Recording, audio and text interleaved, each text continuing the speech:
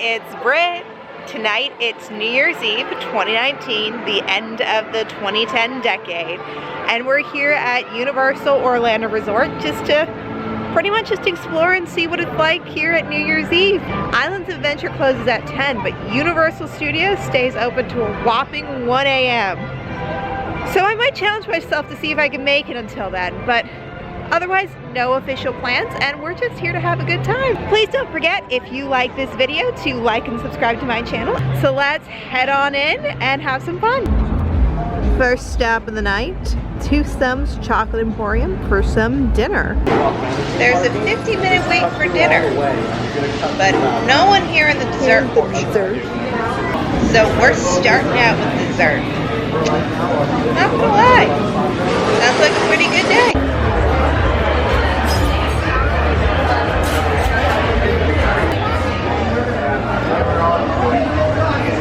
And the waitress did allow me to substitute the normal fries for truffle fries, which I was very excited about. City Walk's starting to look alive. And despite the fact it's New Year's Eve, crowds aren't too bad right now. First ride of the night, Spider-Man. It currently has a 45-minute wait time, but we have Express.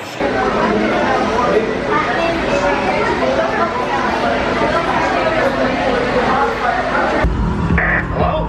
This is Jonah Jameson. Roger, over. Is this thing on? Listen, Scoop. Crime reports are coming in from all over the city, and I'm starting to get worried. Did you see that? The Spider signal! With Spider-Man nearby, trouble can't be far away. And you know what trouble means. Headline! National coverage! So don't screw this up! Good luck.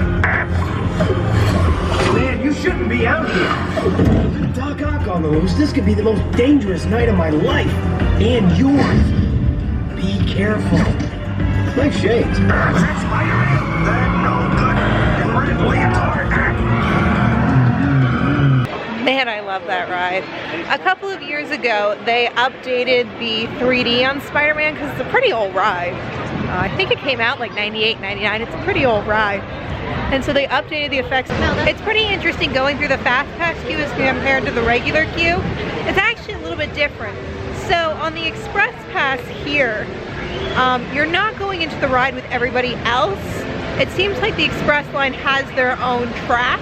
That's why your line moves quicker, because you're going on your own designated system. You're going on your own designated riding system as compared to joining in with everybody else. I don't remember the dark room being in the queue for the regular people. I loved it. It was so cute. I want to spend more time in that dark room. It's adorable. Dudley Do Right looks amazing at night. Looks terrifying. Up next, Kong with a 20-minute wait.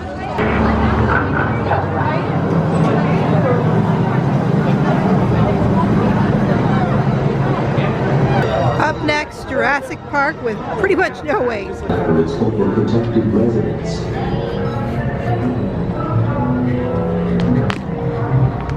And when it's cold out, nobody wants to go on a ride that's wet. I'm by myself in the front. I'm gonna die. Oh man, I took a hit straight to the face. All the water just went right to the face. It's a good wake-up call.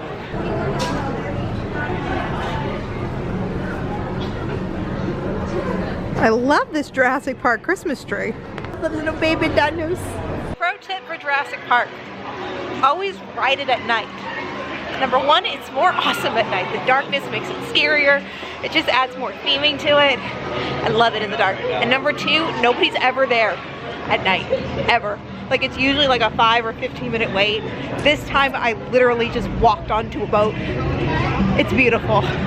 Lower wait times and better theming. Always do it at night. And despite the fact that the Wizarding World of Harry Potter is decorated for Christmas, the snow is here all year long. Hagrid's is at capacity, so keep that in mind when you guys come. Don't save Hagrid's for last, which you might not get on. Which sucks. This is a great ride. You shouldn't miss it. It's fantastic. Seriously gorgeous.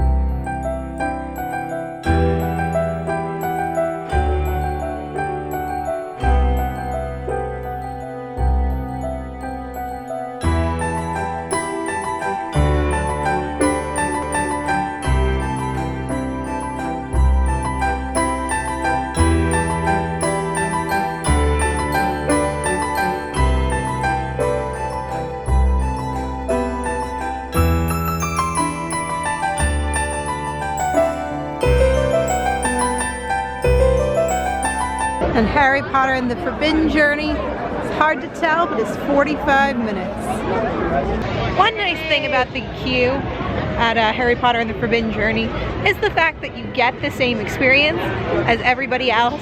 You get to see Dumbledore's office, you get to see Harry, Ron, and Hermione, you get to go through the Gryffindor common room, but you get half the wait, so that's nice. I really like going through the entire queue. It's really half the fun of the ride, and it was really cool because they had a couple Christmas decorations scattered throughout. Like it was very light but very pretty, and I loved it and appreciated it. I will be honest though, if that ride was not in the castle, if that ride was not Harry Potter themed, I would not go on it because I get motion sickness every single time. I was not feeling great tonight to begin with, and now it's a little worse. So keep that in mind. It gets me really sick, and I'm like in the middle when it comes to motion sickness. I'm not overly prone to it, but it does happen for me. Yeah, I think if the ride was a little bit shorter, it wouldn't do it to me. But I also think it's good for the ride to be longer if you're waiting a long time for it.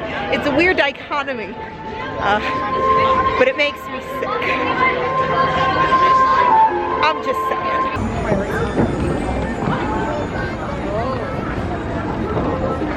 And Seuss Landing just looks gosh darn adorable at Christmas time.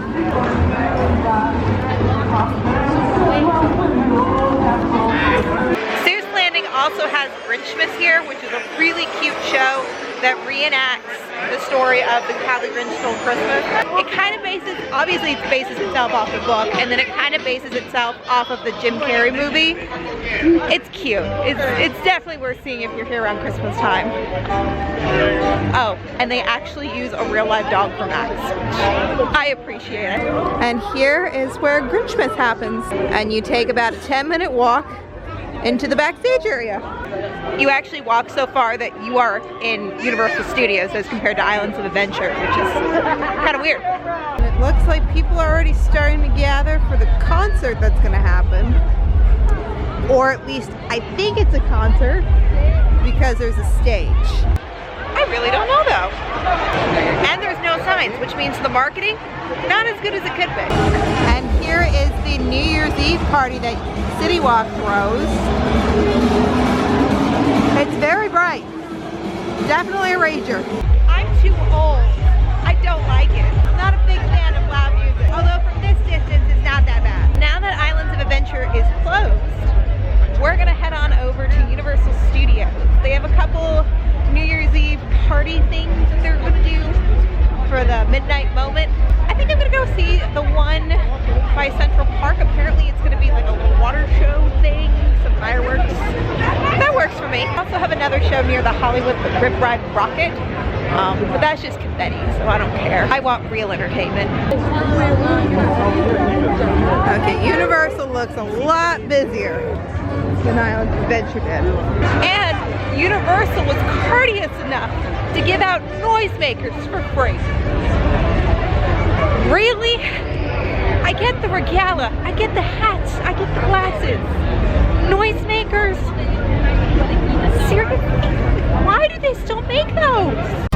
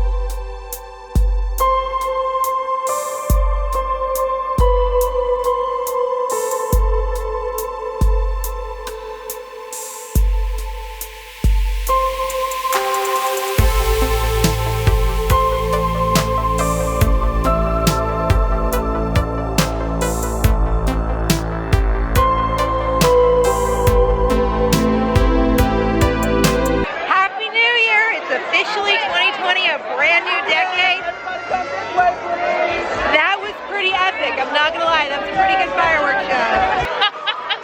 Now comes the madhouse of trying to get out, because it's crazy right now. And here's some of the leftover confetti.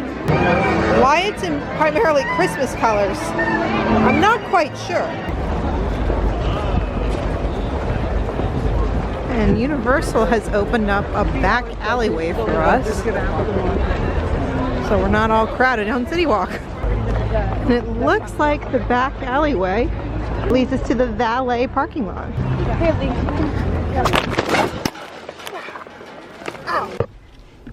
It looks like I'm going to be ending today's video in the car in the Universal parking lot, because you guys saw how crazy it was in there. So yeah, can't really film right now. Kind of interesting on the way out. So one thing Universal did very, very well is they opened up a lot of different pathways for people to go through. Although there were a ton of people, it didn't feel as claustrophobic because there were some open spaces, and Universal did an excellent job of making sure there was multiple places for people to go, so you weren't all bottlenecked into one space.